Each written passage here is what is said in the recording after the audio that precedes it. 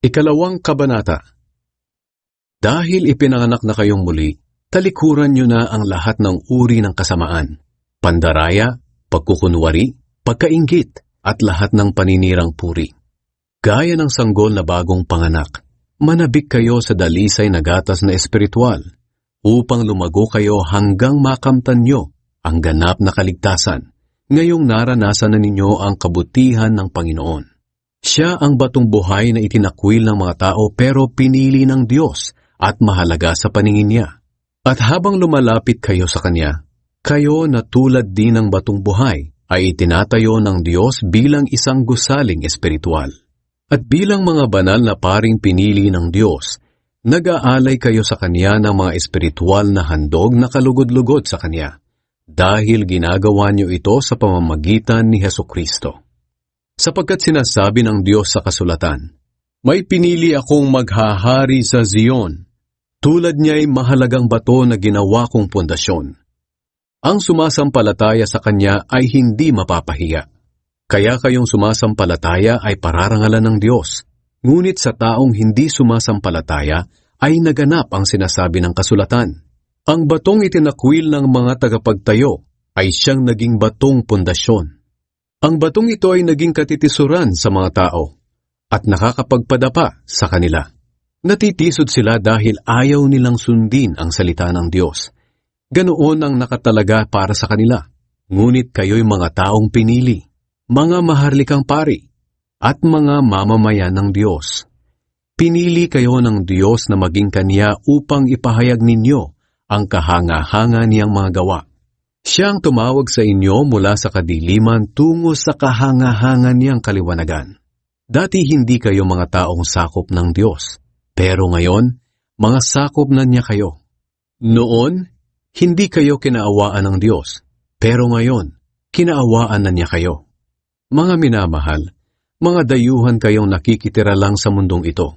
Kaya nakikiusap ako sa inyong talikuran na ninyo ang masasamang pagnanasa ng inyong katawan na nakikipaglaban sa inyong espiritu.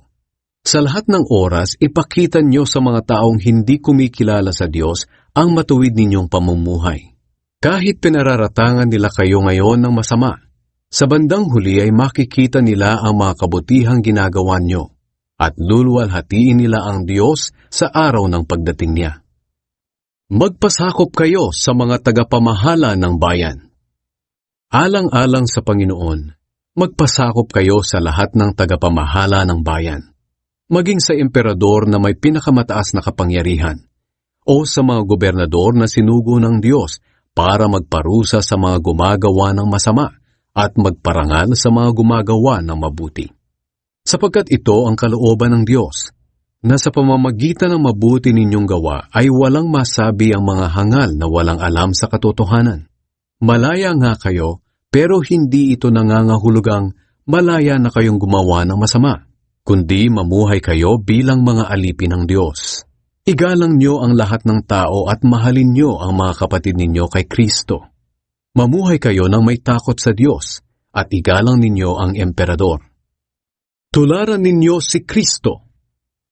Mga alipin, sundin ninyo ng may takot sa Diyos ang mga amo ninyo. Hindi lang ang mababait kundi pati ang malulupit. Sapagkat pagpapalain kayo ng Diyos kung tinitiis ninyo ang mga pagpapahirap kahit wala kayong kasalanan, dahil sa nais ninyong sundin ang kalooban niya.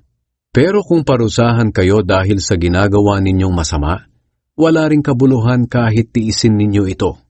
Ngunit kung pinaparusahan kayo kahit mabuti ang ginagawa ninyo at tinitiis ninyo ito, kalulugdan kayo ng Diyos. Ang mga pagdurusa ni Kristo para sa atin ang halimbawang dapat nating tularan. Ito ang dahilan kung bakit tayo tinawag, para tularan natin ang buhay ni Kristo. Hindi siya nagkasala o nagsinungaling man. Ininsulto siya pero hindi siya gumanti ng insulto. Pinahirapan siya pero hindi siya nagbanta. Ipinagkatiwala niya ang lahat sa Diyos na humahatol ng makatarungan. Si Kristo ang umako sa mga kasalanan natin nang ipako siya sa krus para iwanan na natin ang buhay na makasalanan at mamuhay na matuwid. Dahil sa mga sugat niya gumaling tayo. Para tayong mga tupang naligaw noon, Pero nakabalik na tayo ngayon sa Panginoon na tagapag-alaga at tagapagbantay ng ating buhay.